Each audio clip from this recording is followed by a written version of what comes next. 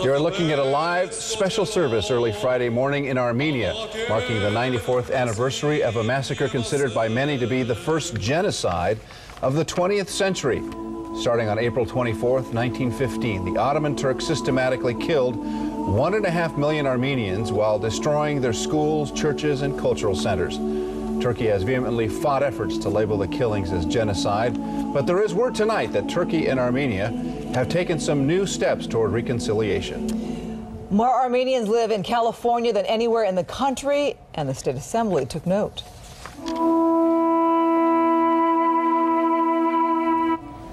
An unusual session in the legislature, capped by a unanimous vote declaring tomorrow a day of remembrance of the Armenian genocide. That resolution honors those who died and praises educators who teach the story. This resolution gives all of us, Armenian and non-Armenian alike, an opportunity to recommit ourselves to building a society that's free of bigotry and of inhumanity and of mass violence. The resolution also calls on Congress and the President to officially recognize the mass killings of a century ago as genocide. Joining us now is Harut Sassounian. He's president of the United Armenia Fund, editor of the Armenian newspaper, the California Courier, and a leader of the effort to have the Armenian massacre officially declared a genocide. Welcome, Harut. Thank you. Why is genocide such a lightning rod of controversy, that word? Well, it's the worst crime one can commit. It's an attempt to wipe out an entire nation from the face of the planet. It happened with the Jews, with the Holocaust. It happened with the Armenians, which preceded it. And in fact, Hitler used it as an example to tell his soldiers, don't worry about the Holocaust because the world doesn't remember what happened to Armenians. They'll probably forget what we do to the Jews. So every time we ignore one of these mass crimes, we open the door for a new one. Tomorrow, you're expecting the president to make a statement on this matter. What do you expect to hear? Well, we expect the president to keep his word. He made solemn pledges to us, to himself, when he was senator, when he was presidential candidate, and we trust that he's a man of his word, and also his integrity, his own credibility is on the line. And if he can't be trusted on this issue, then people will question him on all the rest of the promises made to the American public. So we hope he would say the right thing and do the right thing. He was just there. Now, what would happen? What has to happen for Turkey and Armenia to come to some sort of reconciliation? Well, all we ask is for the truth. The Turkish government has to acknowledge it. It happened so long ago, and no one's going to go to jail for it. All the perpetrators are long dead. So it's a symbolic thing. It's a matter of telling the truth, and you know, like any other crime under international law, you know, Armenians lost everything, not just the people. They lost their properties, their valuables, their monies and homes and lands, and there should be some kind of a restitution for what they've lost. Tomorrow, locally, there's a big event. Tell me about that. There are several events, but a couple of the big ones are, one is in what's called in Hollywood Little Armenia, where more than 50,000 people will march and call for President to acknowledge the genocide.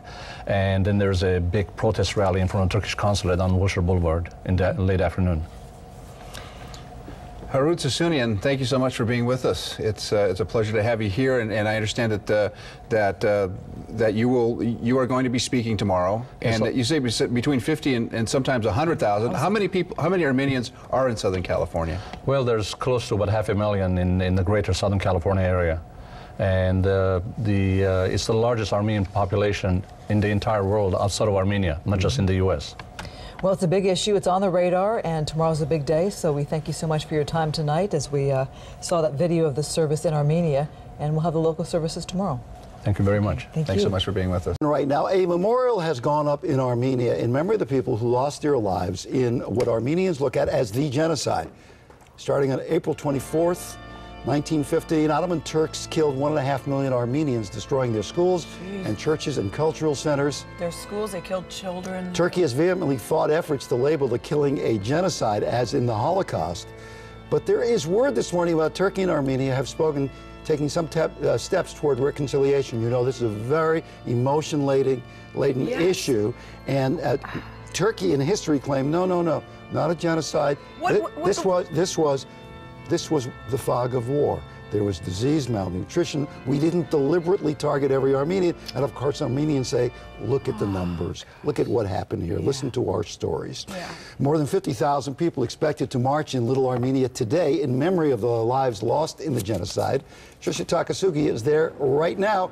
And Trish, as you've been telling us, L.A. and Little Armenia and areas around here, certainly the largest in the United States, and maybe the largest outside of Armenia. I don't know. Wow.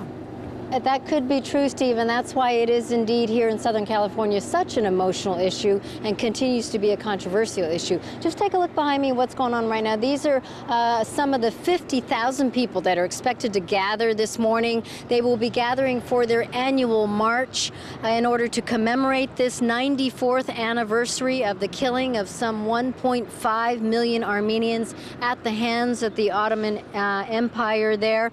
And as you were saying, because we have such a large community here of Armenians, and these are, of course, the younger generations, it is a very important event for them.